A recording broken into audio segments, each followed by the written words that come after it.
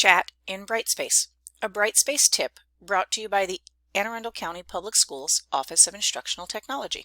Chat is a great alternative to the structure of discussions or email.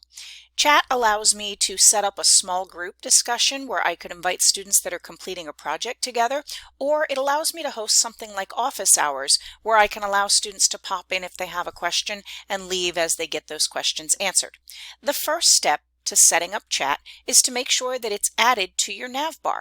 If you don't currently see chat on your navbar, you're going to want to click on Actions in the upper right hand corner, choose Edit this navbar, and then you're going to want to choose the button to add links. You're going to locate chat from the list of available links to add, select it, and then click Add down here at the bottom.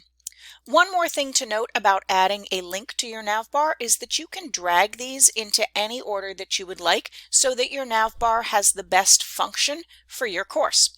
Once you've got everything set up the way you would like here, you're going to click Save and Close. Now that I've added chat to my navbar, I'm ready to use it with this course. Another important thing to note is that even though it's added to the navbar for both teachers and students, if a student in my class were to click on chat right now, they can't do anything with the chat feature. Students in AACPS cannot initiate a chat. They can only join a chat that's been created by their teacher. So the first step is for the teacher to create that chat experience. So I'm going to select, and then I'm going to choose New Chat in the upper left. Now I have a field to put in the title of the chat, type in a description to tell my students what the chat is going to be all about, and then I have the option to select General and Personal for the type of chat that I want to create. So now that I have my title and my description in, let's talk about general versus personal chat. You'll notice here that it says personal chat is recommended, and that is true in AACPS. We have found that the teacher has a lot more control in the personal chat than they do in the general chat, and we'll talk more about that as we get into the video. But what is a general chat versus a personal chat? Well, if you click on these question marks here, it'll actually tell you. A general chat means everybody on the roster for this course is automatically enrolled in the chat and can jump in and join. A personal chat, however, allows the teacher to choose the students from this class that they want to invite, and also allows them to choose members of Brightspace who are not on the roster for this class. So that's the first bit of control that I get, is who do I want to participate in the chat. And please note that you can choose the entire class, so you get the same capabilities that you get with general, but there are additional things you'll get with personal. So I'm going to select to make this a personal chat. And then one last thing, notice it says that the type of chat cannot be changed once you click Create. So now that I've chosen that this is a personal chat, once I click Create down here, I can't go back and change it to a general chat at another time. I'm going to click Create, and now I'm ready to enroll the participants in my chat. To do that, right here where my brand new office hours chat is, I'm going to click the drop down and I'm going to choose View Members. Now I have two options. If I click on Add Members, I'm searching for folks who are on the roster for this class and I'm able to add them.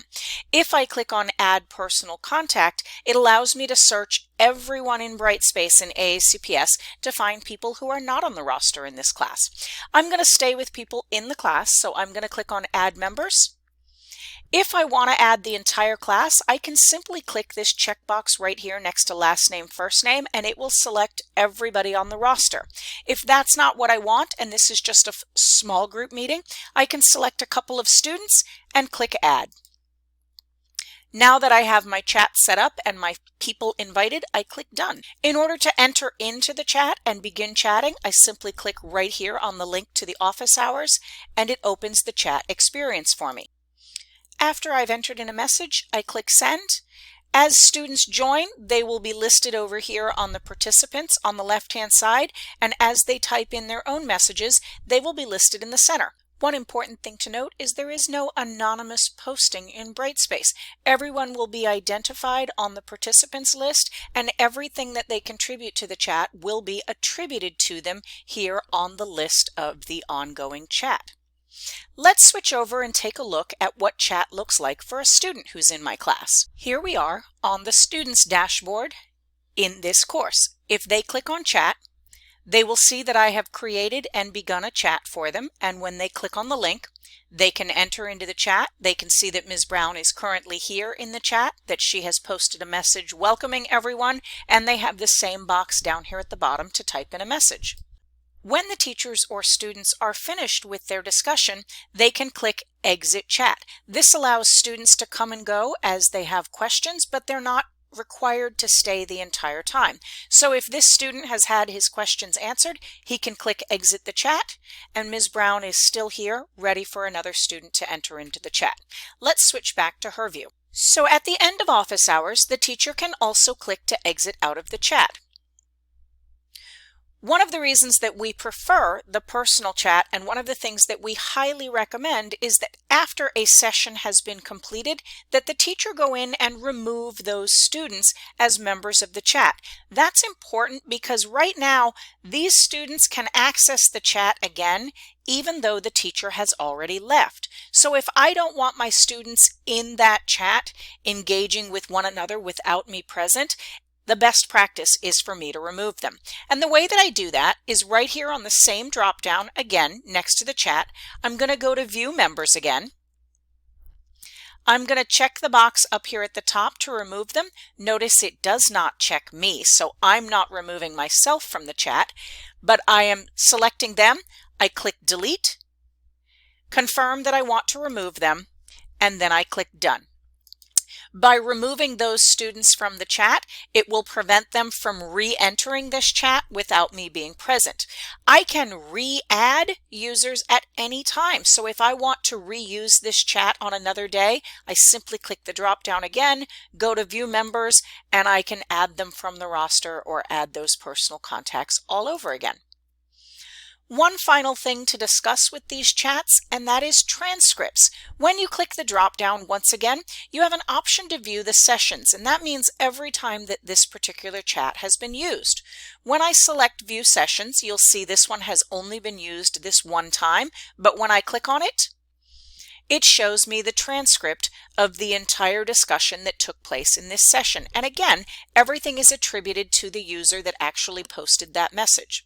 You even have an option here in the upper right to print this transcript if you want to make sure that you know exactly where this record is. One last stop on our tour of chat, and that is to talk about your settings. In the upper right hand corner here in chat, you have some settings that you can customize.